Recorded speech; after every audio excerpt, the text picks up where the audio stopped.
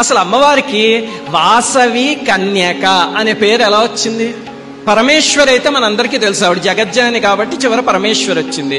మరి వాసవి కన్యక అనే పేరు అమ్మవారికి ఎందుకు పెట్టారు తెలుసా మీలో ఎవరికైనా?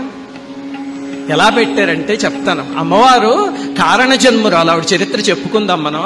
ఆ అమ్మవారు పుట్టినప్పుడు అశరీరవాణి వినిపించింది వాళ్ళ తల్లిదండ్రులకి, అక్కడ ఉన్న గురువులకి అందరికీ వినిపించి, విష్ణుమూర్తి వైకుంఠంలో నా సోదరి భూమి మీద పుట్టింది, బ్రహ్మచారిణి స్వరూపం అని చెప్పాడు అని ప్రకటించారు వాళ్ళు. ప్రకటించేసరికి మరి వాసుదేవుడి సోదరి కాబట్టి వాసవి అని పేరు పెట్టారు అమ్మవారికి. అలాగనే బ్రహ్మచారిణి స్వరూపం. మీకు బ్రహ్మచారిణి అమ్మవారు తెలుసా? ఎవరు?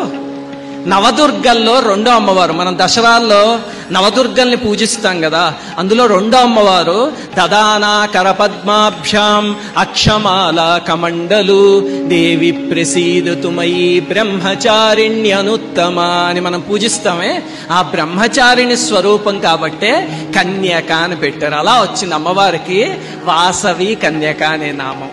ఇప్పుడు ఇది తెలుసుకున్నారు కదా, ఈ నామాల్ని శ్రీ వాసవాంబాయే నమః అనగానే విష్ణుమూర్తి సోదరి, వాసుదేవుడి సోదరి అని మీ మనసులోకి వచ్చిందనుకోండి, వాసుదేవుడు పొంగిపోతాడు, ఆయన సోదరి అమ్మవారు పొంగిపోతారు. చదువుతున్న మనకి ఆనందం కలుగుతుంది. అష్టోత్తరానికి అర్థం తెలుసుకుంటే ఆ ఆనందం కలుగుతుంది. అందుకనే చెప్తూ మీ చేత చదివిస్తున్నాను.